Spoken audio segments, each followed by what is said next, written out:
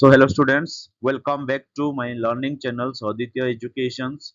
In our last class, we learned about erosion and weathering and understands how rocks break down and how natural agents like water, wind and ice wear away the earth's surface. We also discussed the importance of these processes in shaping landforms. Okay, today we will move on to a new topic, mass movements, which is the downhill movements of weathered rocks, soil, and debris under the influence of gravity. We will learn about its type, causes, and effects on the earth's surface. So stay attentive and let's begin our new topics or new class. Okay. So आज हम एक नया topics के बारे में पढ़ेंगे. वो क्या है? Mass movement. Erosion and weathering के बारे में ऑलरेडी हम पढ़ चुके हैं. एग्रेडेशंस, डिग्रेडेशंस, ये सब कुछ भी हम पढ़ चुके हैं. तो हम देखेंगे अब क्या तुम्हारे मास मूवमेंट के बारे में.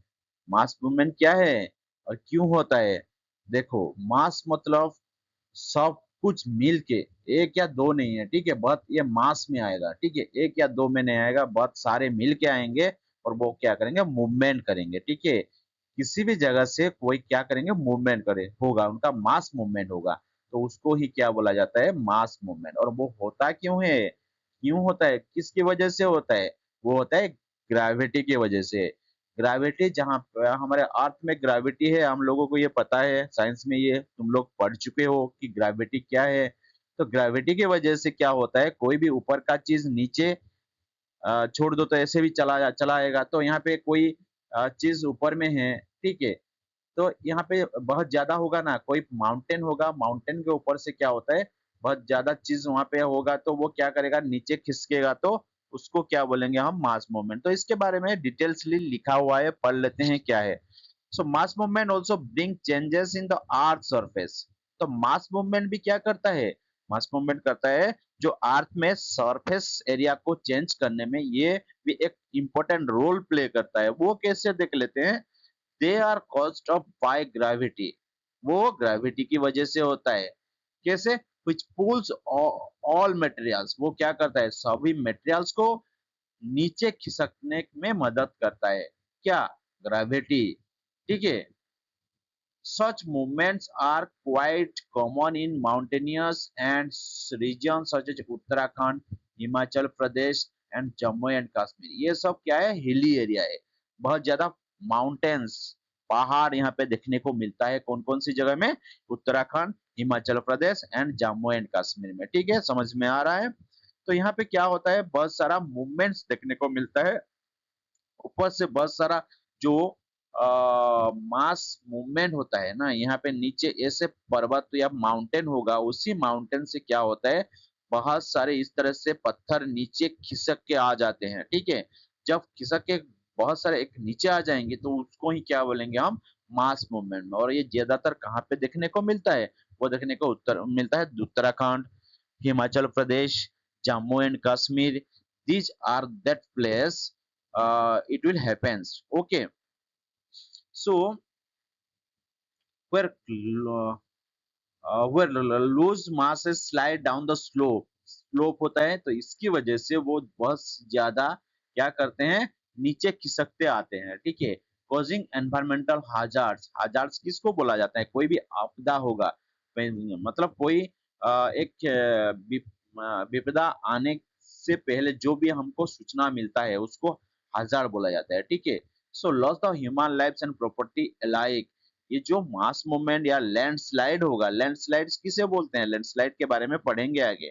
सो ये जो मास मूवमेंट होता है ना, वो मास मूवमेंट होने की वजह से ज्यादातर प्रॉपर्टीज का जो नुकसान होता ही है ना, प्रॉपर्टीज का नुकसान होने के साथ यहाँ पे बहुत सारे ह्यूमंस लाइव्स भी क्या होता है? इफेक्ट होता है, ठीक है. यहाँ पे कोई किसी का घर है तो वहां से सब कुछ नीचे खिसक के आ जाएगा और इसी घर के साथ टक्कर हो जाएगा. तो यहाँ पे जो लोग रह रहे हैं उनके साथ क्या होगा? ये तुम लोगों के ये सब कुछ याद मतलब पता है, ठीक है. सो देख लेते हैं पहले क्या है landslide. What is landslide? Landslide क्या होता है? यही तो है लैंडस्लाइड, मास मूवमेंट. ऊपर से नीचे जो मास में आएंगे नीचे, तो उसको ही लैंड का स्लाइड बोला जाएगा ना। लैंड वो क्या करेगा, नीचे खिसक आएगा। और क्या होता है, आर्थ फ्लोस, आर्थ का भी फ्लोस देखने को मिलता है। And mud flows, mud flows का मतलब क्या है, जो मिट्टी होता है ना, मड मतलब वहां पे उसका मॉइस्चर ज्यादातर देखने को मिलेगा मड फ्लोस में, ठीक है। वो उसका ज्यादा वो क्या बोलते हैं उसको, ड्राई ड्राई सॉइल नहीं होगा ये, ठीक है। ये ड्राई सॉइल नहीं है, ये वेट वाला सॉइल है। वो क्या करेगा, नीचे खिसकेगा। लिंक्ड विथ मास मूवमेंट, ठीक है। Depending upon the size of the rocks, the amount of water and steepness of the slopes, the mass movement have been divided into different types. तो ये किससे डिपेंड करता है, जो यहाँ पे स्लाइड हो रहा है, जो यहाँ पे मास मूवमेंट हो रहा है, वो किस तरह से उस रॉक से उसका, वो उससे डिपेंड करता है। अमाउंट ऑफ वाटर, उसमें कितना अमाउंट ऑफ वाटर है। स्टिफनेस ऑफ द स्लोप्स, यहाँ पे जो खिसकने के लिए उसका स्लोप कितना है, ढलान कितना है, ठीक है। ये लैंडस्लाइड कहाँ पे ज्यादातर होता है, जहाँ पे ढलान होता है, ठीक है। अगर ढलान नहीं होगा तो ऊपर से नीचे कैसे आ पाएगा, ग्रेविटी की वजह से आता है ना ये। तो प्लेन एरिया होगा तो ये लैंडस्लाइड होता नहीं है, क्योंकि ये यहाँ पे ग्रेविटी का कोई काम नहीं है, ठीक है। तो ये सब वजह, इस सब की वजह से मास मूवमेंट होता है, और उसी मास मूवमेंट को अलग अलग भाग में उसको डिवाइड कर दिया गया है, ठीक है। So quite often when dry soils and rocks pieces move down a steep slope, it is known as landslide. Landslide हम किसे बोलेंगे, यहाँ पे देखने को देखो, कोई ड्राई सॉइल्स या रॉक का पीसेस जो मास नीचे खिसकते आएगा, उसको ये हम क्या बोलेंगे, लैंडस्लाइड बोलेंगे, ठीक है। So common in mountainous regions, ये ज्यादातर हमको कहाँ पे ज्यादा कॉमन देखने को मिलता है, माउंटेनियस रीजन्स, जो जैसे कि उत्तराखंड है, उत्तर हिमाचल प्रदेश है, जम्मू कश्मीर है, यही जगह में ज्यादातर हिली एरिया है, यहाँ पे ज्यादातर माउंटेन्स देखने को मिलता है, इसी की वजह से यहाँ पे लैंडस्लाइड ज्यादातर होता है। सो टाइप्स ऑफ मूवमेंट्स, तो उसका जो टाइप्स ऑफ मूवमेंट्स है ना, वो कितने टाइप्स का है। एक है लैंडस्लाइड बोलते हैं, एक है आर्थ फ्लोज बोलते हैं, एक है मड फ्लोज बोलते हैं, ठीक है। इसके बारे में हम डिटेल्सली पढ़ेंगे, ठीक है। देखो आर्थ फ्लो क्या है, इसके बारे में भी हम डिटेल्सली देखेंगे, ठीक है। So then, on the other hand, rock materials like clay and silt saturated with water move down a gentle slope. It is called an earth flow. देखो earth flow का मतलब क्या होता है? What is earth flow? So earth flow is the slow downhills movement of wet soil. देखो यहाँ पे जो soil होता है ना, वो ड्राई soil नहीं होता है, wet soil मतलब इसमें moisture होता है, saturated जो मिट्टी के साथ वाटर मिल के आता है, ठीक है। उसको हम क्या बोलते हैं, अर्थ फ्लो बोलते हैं। देखो इस तरह से आएगा, मिट्टी, ठीक है, ड्राई नहीं है, ये ड्राई नहीं है, इस पानी के साथ मिल के आता है, मॉइस्चर है इसमें, ठीक है। सो ये होता है क्यों है, ग्रेविटी की, ये भी ग्रेविटी की वजह से ही होता है, ठीक है। तो इसका सिंपल डेफिनेशन क्या हो सकता है, earth flow, please note down my definitions में, जो डेफिनेशंस आपको बोल रहा हूँ उसको नोट डाउन कीजिए, ठीक है।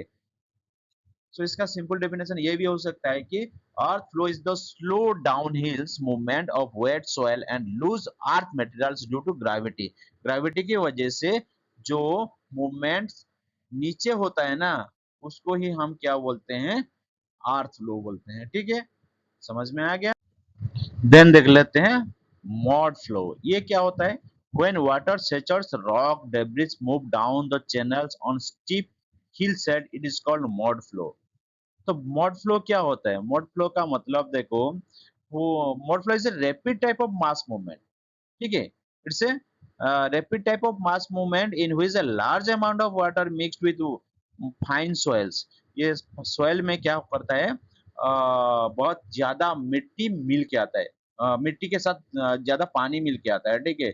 ज्यादा पानी आता है इसमें, देखो समझ में आ रहा है। तो अर्थ फ्लो मतलब ज्यादा पानी नहीं होगा, कुछ पानी होगा जो कि उसको हम क्या बोलेंगे, वेट वेट सोइल, ठीक है। ज्यादा सोइल में ज्यादा पानी नहीं होगा, लेकिन मॉड फ्लो में क्या होता है, ज्यादा पानी आता है, पानी के साथ ही आता है, ठीक है। सो इसको क्या बोलते हैं, it is a rapid type of mass movement in which a large amount of mixed water with fine soil mud and debris flows quickly down a slope due to gravity. ये भी ग्रेविटी की वजह से वो के नीचे क्या करेगा, ऊपर से नीचे आएगा और यह ज्यादा मड होगा इसमें, ठीक है, पानी का मात्रा ज्यादा होगा, तो इसको ही हम क्या बोलेंगे, मड फ्लो, ठीक है। So what is the difference between the earth flows and mode flows, इसमें हम डिफरेंशिएट करेंगे अर्थ फ्लोस एंड मोड फ्लोस में, तो क्या लिख सकते हो तुम लोग।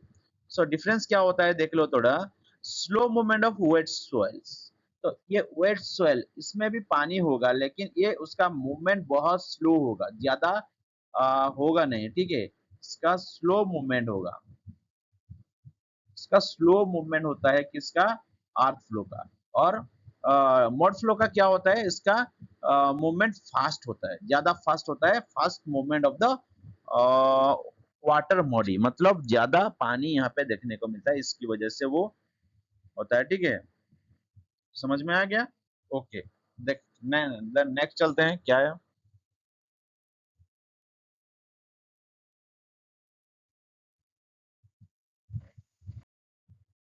एजेंट ऑफ डेनुडेशन, ठीक है। एजेंट ऑफ डेनुडेशन का मतलब क्या है, denudation means literally means making nude और bare, what is the meaning.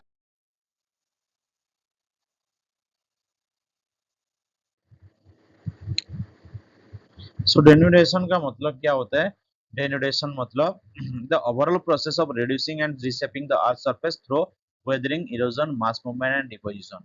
तो डेनुडेशन का मतलब होता है कि इसको क्या बोल सकते हैं, इरोजन, वेदरिंग सब कुछ मिला के इसको डेनुडेशन बोला जाता है। एक ही वर्ड नहीं है ये, सब को मिला के इसको डेन्यूडेशन बोलते हैं, ठीक है। सो इसका डेफिनेशन क्या हो सकता है, तुम लोग लिख लो, denudation is the overall process of reducing and reshaping the earth surface through weathering plus erosion plus mass movement and deposition, सभी को मिला के इसको क्या बोला जाता है, डेन्यूडेशन, ठीक है। So what is the meaning of denudation, denudation means weathering plus erosion plus mass movement plus transportation, ये सभी को मिला के हम क्या बोलते हैं, denudation। So what is the difference, agents of denudations are the following। ये देखो, ये इसका जो क्या क्या denudation होता है, देखो, rivers, rain water, ice glacier, sea waves, winds, ये है सब कुछ क्या, तुम्हारे डेन्यूडेशन, इसको ही बोला जाता है।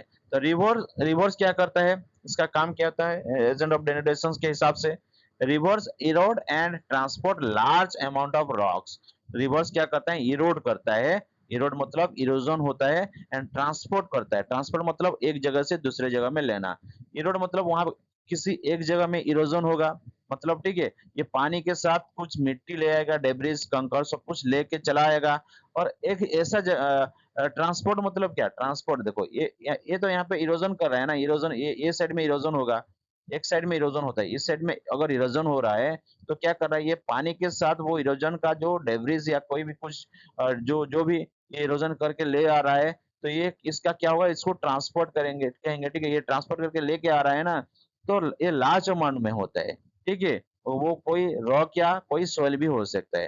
तो ये रिवर्स भी एक डेनुडेशन का काम करता है। रेन वाटर क्या है, rain water breaks down rocks and washes away soil, rain water क्या करता है, जो रॉक्स को ब्रेक डाउन करता है, उसको ब्रेक डाउन मतलब तोड़ देता है, एंड वॉशेस अवे सॉइल, और पानी जो पानी में जो सोयल है, जो मिट्टी है, उसको लेके चला जाता है, ठीक है। आइस और ग्लेशियर्स, इसका काम क्या है, ग्लेशियर मूव स्लोली, ये ठीक है, बहुत स्लोली ही मूव करते हैं, scraping and grinding the land beneath them, उस टाइम में जो स्लोली उसका मूवमेंट हो रहा है, वो स्क्रैपिंग करके आ रहा है ना, उसके स्क्रैप करके आ रहा है धीरे धीरे, और ग्राइंडिंग भी कर रहा है, क्यों ग्राइंडिंग हो रहा है, इतना भारी एक आइस नीचे से खिसक के आएगा, तो जो नीचे का मिट्टी क्या करेगा, वो उसके साथ चलाएगा, उसके साथ ग्राइंडिंग होके आएगा, ठीक है।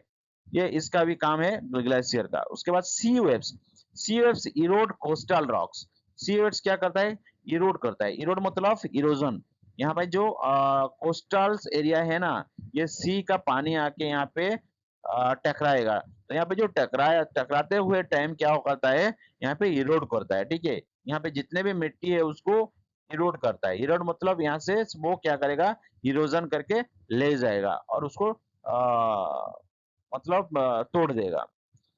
ज्यादातर ये कहाँ पे होता है, कोस्टल एरियाज में। The change of the shore lines, तो ये जो सी शोर का लाइंस कुछ टाइम में देखोगे तो ये जो उसके मिट्टी है उसको इरोड कर करके क्या करेगा, यहाँ का जो शेप अलग, उसको डिफरेंट शेप में बदल देगा। ठीक है, ये तो 4 नंबर गया। सी वेव्स क्या है, विंड्स। विंड्स भी क्या करता है, उसका जो अर्थ का सरफेस को वो चेंज कर देता है। तो wind picks off and carry fine particles of dust and sands wearing down rocks। Wind का काम क्या होता है, वो जब विंड आएगा तो वो क्या करेगा, उसके साथ कुछ पार्टिकल्स को भी लेके चलाएगा। ठीक है, जो मिट्टी वगैरह उसको उड़ा ले जाएगा ना, विंड आएगा तो विंड क्या करता है, उसको कैरी करके ले आएगा, जो फाइन पार्टिकल्स है और डस्ट है या सैंड है, वो उसको लेके चलाएगा और अलग अलग से कोई किसी जगह में वो उसको क्या करेगा, डिपॉजिट कर देगा। तो वो ये सब कुछ जो तुम्हारा प्रोसेस है, वो ये सब डेनोडेशन का एजेंट करवाते हैं। ठीक है, और डेनोडेशन क्या मतलब क्या है तुम लोग समझ गए हो। डेनोडेशन सभी को मतलब सब कुछ जाओ भी पढ़ा है यहाँ पे, इरोजन पढ़े हैं, डिपोजिशन पढ़े हैं, ट्रांसपोर्टेशन पढ़े हैं, और क्या तुम्हारे जो वेदरिंग पढ़े हैं, ये सब कुछ को मिला के डेनोडेशंस बोला जाता है। समझ में आ गया? ओके, नेक्स्ट देख लेते हैं क्या है।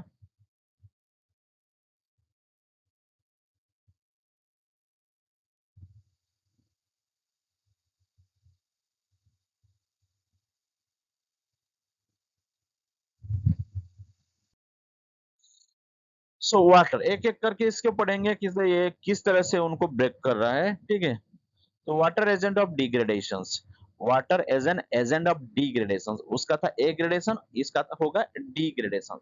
ए ग्रेडेशन क्या है, डिग्रेडेशन क्या है। ए ग्रेडेशन मतलब उसको जुड़ेगा और डिग्रेडेशन मतलब उसको अलग कर देगा, डिग्रेड कर देगा। ठीक है, तो इसका जो मीनिंग का डिफरेंस वही यही है।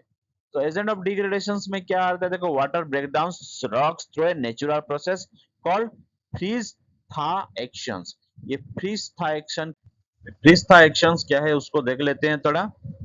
Water breaks down rocks through a natural process, किसी भी रॉक्स को वाटर किस तरह से ब्रेक करेगा, तो इसके बारे में पढ़ लेते हैं। जो जो वाटर क्या करता है, break down through a natural process, एक नेचुरल प्रोसेस को हथियार बना के किसी भी रॉक को तोड़ देता है वाटर, तो उसे ही हम क्या बोलते हैं, फ्रीज था एक्शन बोला जाता है। So the process of freeze thaw actions begins when rain seeps into a small cracks in a rock. इसका प्रोसेस देख लेते हैं। ठीक है, 1 नंबर प्रोसेस में क्या हो, 2 नंबर में, 3 नंबर में, 4 नंबर में प्रोसेस किस तरह से वो कोई भी रॉक्स को तोड़ सकता है, तो वो देखेंगे। उससे पहले फ्रीज था एक्शन क्या है उसको पढ़ लेते हैं। फ्रीज था एक्शन से it is also called a frost weathering. Frost weathering मतलब क्या है, जो यहाँ पे जो पानी रह जाएगा ना, वो क्या करेगा, फ्रीज कर लेगा, मतलब उसको आइस में बदल देगा, और वो आइस क्या करेगा, उसको is a typing of physical weathering. ये जो इसका फिजिकल, केमिकल और मैकेनिकल, ये ऑलरेडी हम पढ़ चुके हैं, उसको एक बार देख लेना थोड़ा। तो ये एक टाइप का फिजिकल वेदरिंग है, जो क्या करता है, in which water enters cracks in rocks, freeze, expands and breaks the rocks apart.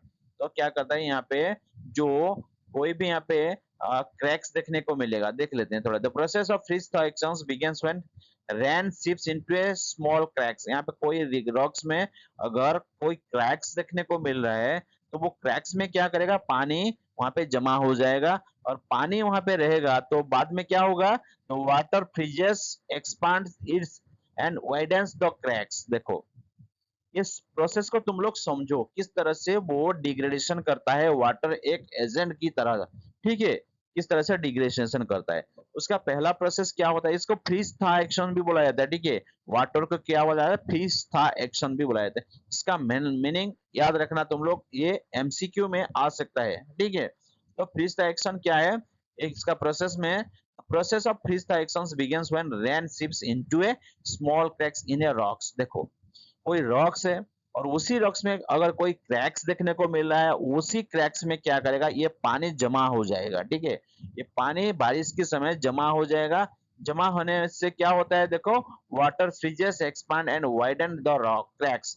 तो यहाँ पे जब विंटर सीजन चला आएगा, मतलब विंटर सीजन में क्या होता है, वहां पे जो पानी जमा हुआ है उसी पानी में, उसी पानी की वजह से क्या होता है, ये पानी एक दिन इस ऐसा टाइम पे आएगा, टेम्परेचर डिक्रीज कर जाएगा, टेम्परेचर डिक्रीज करेगा तो ये पानी बर्फ में बदल जाएगा, ठीक है। इससे जो पानी है ये पानी क्या करेगा, बर्फ में बदल जाएगा।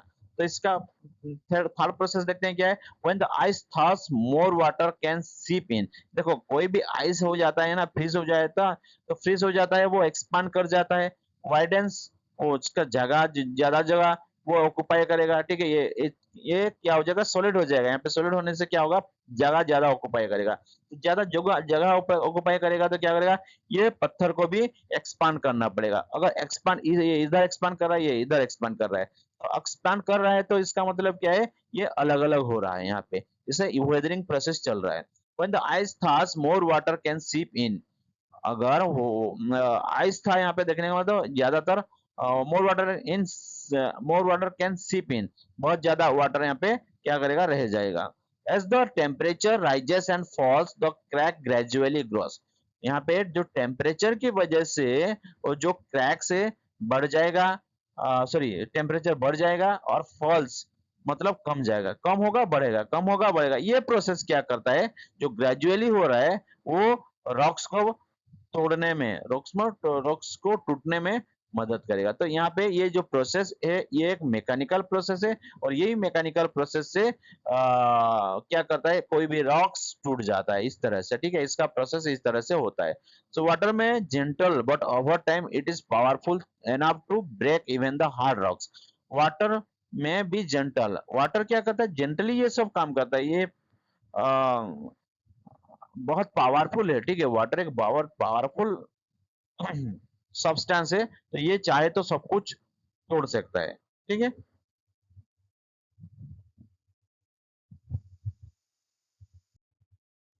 उसके बाद रिवर्स, सेकंड, 2 नंबर में आ रहा है हमारा रिवर्स। रिवर्स का काम क्या है देखो, on their normal course from mountains to the sea, river transport huge quantities of broken rocks to the low lands. So rivers एक किस तरह से डिग्रेडेशन का काम करता है देखो, on the normal courses or course from mountains to the sea, the river transport huge quantities of broken rocks। Reverse क्या करता है, यहाँ पे जहां से वो ओरिजिन हो रहा है उसी से ही क्या करता है, वो इरोजन कर करके वो वहां से डेब्रिज, छोटे छोटे पत्थर को लेके चला आएगा, ठीक है। देखो और भी क्या होता है, they also Erode and into जर्ज एंड वैली। यहाँ पे देखने को क्या मिलता है, लैंड जो इरोड लैंड होता है ना, उसमें से जो जर्ज क्रिएट होता है, जर्ज का मतलब आगे है उसको समझ लेंगे। तो जो जर्ज की वजह से यहाँ से जो पानी यहाँ पे क्या कर रहा है, मिल रहा है, तो उससे भी क्या होता है, रिवर का जो पानी यहाँ पे मिल रहा है उससे भी इसका डिग्रेडेशन हमको देखने को मिलता है। Reverse carry and transport huge quantity of broken rocks. Reverse बहुत ज्यादा ब्रोकन रॉक्स को ट्रांसपोर्ट करके लेके आता है, और उसको कहाँ पे मिला देता है, सी में, ठीक है। यहाँ पे वैलीज है, ये सब वैलीज है, ठीक है, ये सब वैलीज है, ये वैलीज में से भी पानी आके यहाँ से मिल रहा है, ठीक है। रिवर्स फाइनली रीच द सी, यहाँ पे फाइनली वो रिवर्स क्या कर रहे हैं, पानी में आके मिल रहा है। और रेन वाटर्स की वजह से किस तरह से डिग्रेडेशन हो रहा है, when rain falls some of water seeps underground through fissures and pores in the rocks, ठीक है। सो रेन वाटर्स में देख लेते हैं, rain waters, when rain falls some of the water seeps underground. देखो जब रेनफॉल होता है, रेनफॉल की वजह से क्या होता है, सम ऑफ द वाटर सीप्स, सीप्स मतलब किसी भी नेरो जगह से, नेरो छोट नेरो जगह मतलब स्मॉल होल्स, कोई भी स्मॉल होल से वो पानी क्या करता है, नीचे चला आता है। So rain water, when rain falls some of the water seeps underground, underground में वो उसके जो नेरो कोई होल है ना, मतलब स्मॉल होल्स होगा, उसी में से वो पानी क्या करेगा, नीचे जाएगा। और फिशर्स मतलब फिशर्स और पोर्स इन द रॉक्स, मतलब जो रॉक्स में वो जाके नीचे रहेगा, ठीक है। Man has been using the underground water. Man's यहाँ पे लोग क्या कर रहे हैं, ज्यादातर अंडरग्राउंड वाटर को प्रिफर कर रहे हैं from time immemorial by digging wells. कुछ इस तरह से वेल खोद के नीचे से पानी वो ले रहे हैं और वो पानी को वो यूज कर रहे हैं, ठीक है। In the hilly areas his underground water में अपियर्स एट स्प्रिंग्स, ठीक है। जो हिली एरिया होता है वो अंडरग्राउंड वाटर कहाँ पे किस कब देखने को मिलेगा, स्प्रिंग सीजन्स में ज्यादातर देखने को मिलेगा। कहाँ पे, हिलीस एरियाज में, ठीक है। तो हिलीस एरियाज में अंडरग्राउंड के जो वाटर होते हैं वो देखने को मिलता है। In regions having soluble rocks like limestone, salt, the seepage of the underground water creates caves and other landscape features। तो क्या करता है देखो, जो रीजन्स होता है सोलेबल रॉक्स, जहाँ पे पानी में वो रॉक्स मिल जाता है ना। सोलेबल रॉक्स किसे बोलते हैं, नमक को भी सोलेबल बोला जाता है ना, क्योंकि नमक पानी में डिजोल्व हो जाता है। तो in regions having soluble rocks like limestone, limestone भी डिजोल्व होता है, salt, the seepage of the underground water creates caps, ये क्या करते हैं, क्रिएट करते हैं कैप्स को, ठीक है। एंड अदर लैंडस्केप फीचर्स, तो इस तरह की वो कोई कैप्स वो क्या करते हैं, निर्माण करते हैं। So man uses underground water by digging wells, तो ये वेल्स वो यूज करते हैं, ठीक है। रेन वाटर भी डिग्रेडेशन का काम इस तरह से करता है।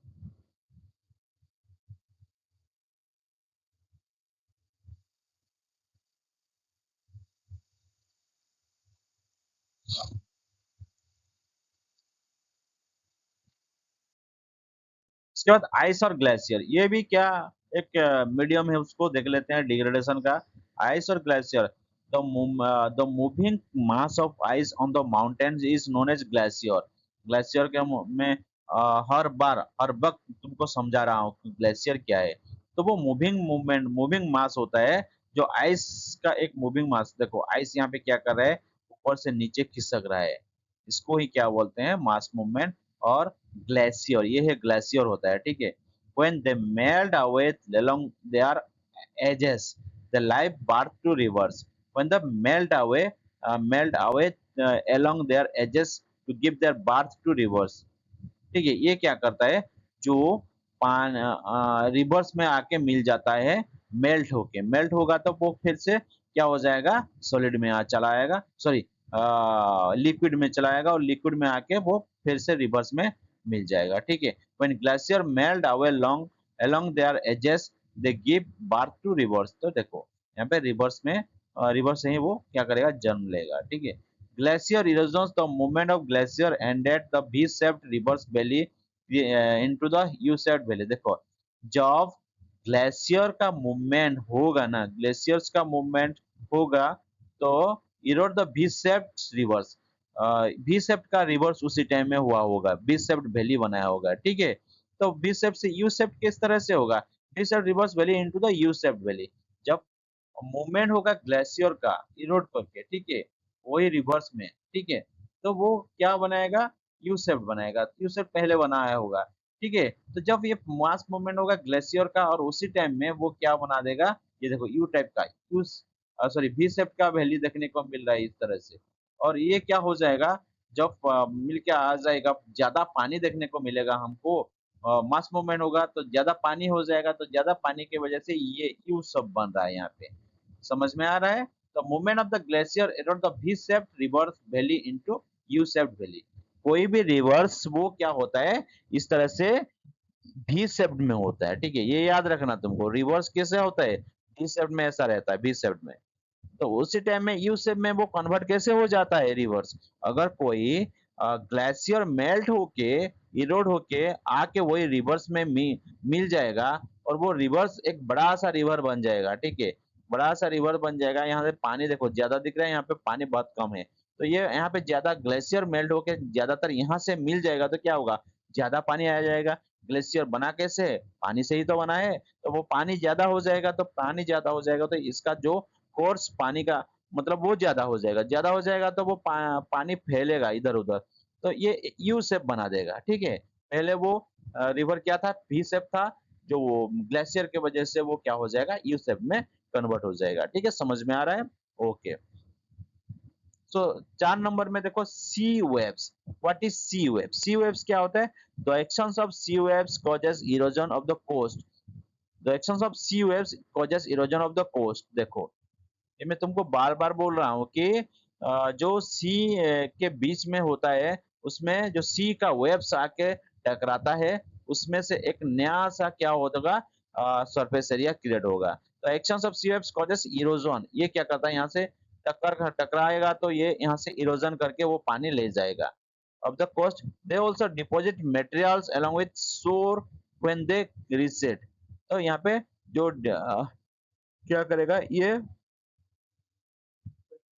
मिट्टी को लेकर डिपोजिट करेगा, ठीक है। Therefore, the work of waves comprise erosion, transportation and deposition। ये क्या कर रहा है, सिर्फ एक काम नहीं कर रहा है, यहाँ पे जो वेव्स का काम क्या है, वो इरोजन भी कर रहा है, ट्रांसपोर्टेशन भी कर रहा है, डिपोजिशन कर रहा है, ठीक है। अगर कोई भी इसका एजेंट एग्रेडेशन या डिग्रेडेशन में होगा तो उस वो क्या करेगा, कोई इरोजन करेगा, कहाँ पे इरोजन होगा तो कहाँ पे डिपोजिशन देखने को मिलेगा, कहाँ पे ट्रांसपोर्टेशन देखने को मिलेगा। तो ये क्या होता है, ये सब डेन्यूडेशन बोला जाता है। तो समझ में आ रहा है डेन्यूडेशन क्या है। डेन्यूडेशन मतलब सब जो प्रोसेस होता है उसका, इरोजन हो सकता है, ट्रांसपोर्टेशन, वेदरिंग, ये सब प्रोसेस को मिला के हम क्या बोलेंगे उसको, डेन्यूडेशन बोलेंगे, ठीक है। तो विंड की वजह से किस तरह से ये हमको देखने को मिलता है, wind actions is most significance in desert area. तो ये डेजर्ट एरिया में ज्यादातर हमको देखने को मिलेगा।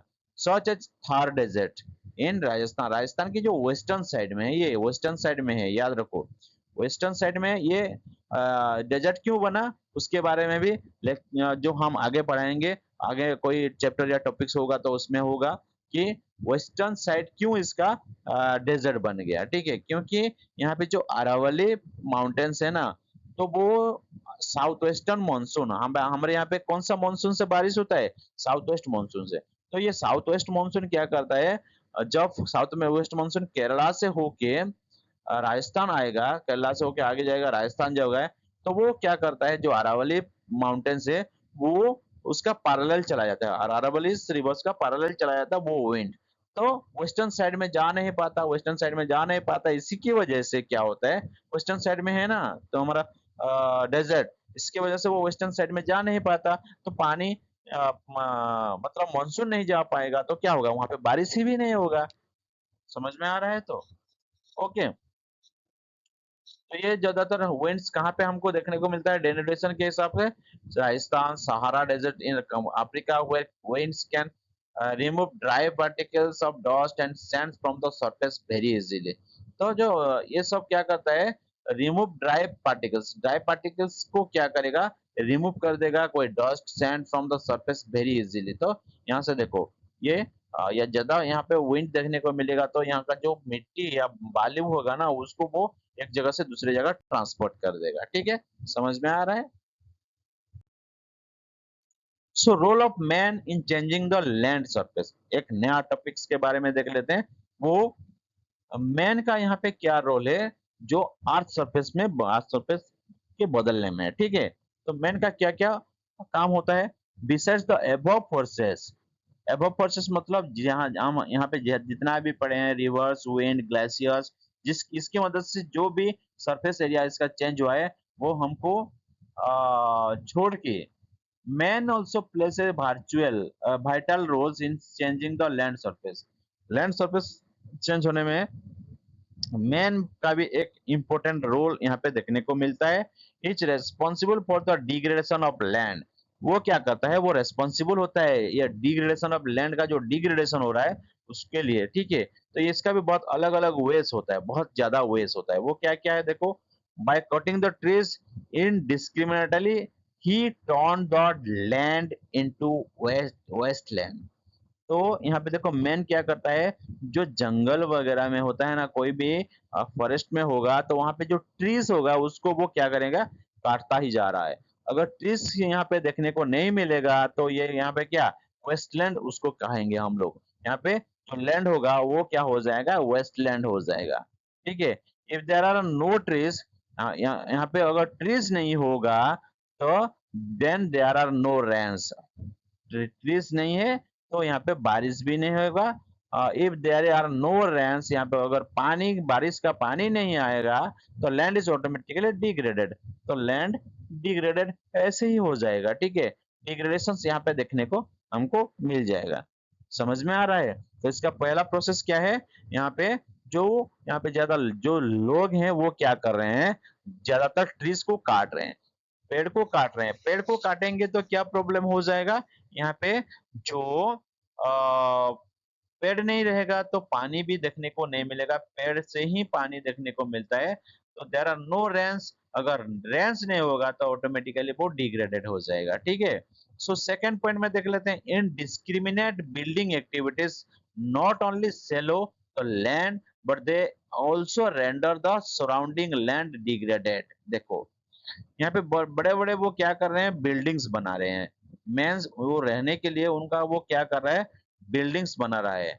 वो not only sully and the law but they also render the surrounding and degraded. तो इसकी वजह से क्या हो रहा है, अर्थ का सरफेस चेंजेस देखने को मिल रहा है। तो चेंजेस हो रहा है तो इसके आसपास के जितने भी बिल्डिंग्स वगैरह है वो डिग्रेड हो रहे हैं, ठीक है। So indiscriminate construction leads to shrinking of green areas and loss of fertile land. जब indiscriminate construction होगा, ज्यादा buildings बनेगा, तो वो इसमें से क्या होगा, shrinking of green areas। जो green areas हैं, green areas मतलब किसको बोलेंगे, जहां पे पेड़ पौधे होंगे उसको ग्रीन एरियाज बोला जाता है, ठीक है। तो ग्रीन एरियाज देखने को नहीं मिलेगा, फर्टाइल लैंड्स वो वहां पे देखने को नहीं मिलेगा, लॉस कर जाएगा। तो इसकी वजह से ये प्रॉब्लम हमको फेस करना पड़ेगा, ठीक है। तो इसका प्रॉब्लम यही भी है। तो 3 number, the dirty and poisonous effluents from factories is go on collecting in the surrounding areas, completely degraded lands and render them waste. This pollutes soils, water and air and makes the land useless for living things. तो 3 number का क्या है, देखो, तो dirty and poisonous influence. तो dirty and poisonous पानी आ रहा है ना फैक्ट्री से निकल के, वो क्या कर रहा है, is gone the collecting the surrounding areas. एक सराउंडिंग एरियाज में कलेक्ट होके वहां पे नीचे गिर रहा है। Complete degrades lands and renders them waste. यहाँ पे जो पानी आ रहा है, ये डिग्रेड वाला पानी, यहाँ पे जो केमिकल वाला पानी आ रहा है वो क्या करेगा, जहाँ पे भी ये खेत या खेती बाड़ी में जाके क्या करेगा, सब कुछ डिग्रेड कर देगा। वहां पे जो हमको देखने को मिलेगा, वेस्ट लैंड ज्यादा देखने को मिलेगा, ठीक है। This pollutant soils water and air and makes the land useless for living things. तो पॉल्यूट्स होगा सॉइल का, वाटर का, एयर का, वो क्या बनाएगा, वो लैंड को यूजलेस बना देगा, ठीक है। वहां पे लोग रहने के लिए नहीं रह पाएंगे, ठीक है। 4 नंबर में देखो, not only this, the dumping of city waste on any land completely leads to its degradations. Not only this, the dumping of the city waste on any land वो completely, यहाँ पे बहुत ज्यादातर डस्टबिन का जो dirty सामान यहाँ पे फेंक रहे हैं ये लोग, इसकी वजह से भी क्या हो रहा है, डिग्रेडेशन हमको देखने को मिल रहा है, ठीक है।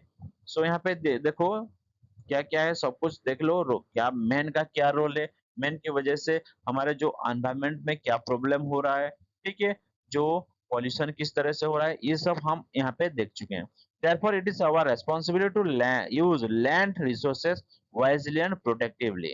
तो ये हमारा काम बनता है, रेस्पॉन्सिबिलिटी बनता है कि हम क्या करें, लैंड रिसोर्स को प्रोटेक्ट करके रखें, जो आगे जाके सस्टेनेबल फ्यूचर्स में जो हमारे बच्चों या हमारे जो यंग यंग यंगर जनरेशन आएंगे उनके लिए वो काम में लगेगा, ठीक है। समझ में आ गया? तो ये है हमारा रोल मैन का डिग्रेडेशन में, ठीक है।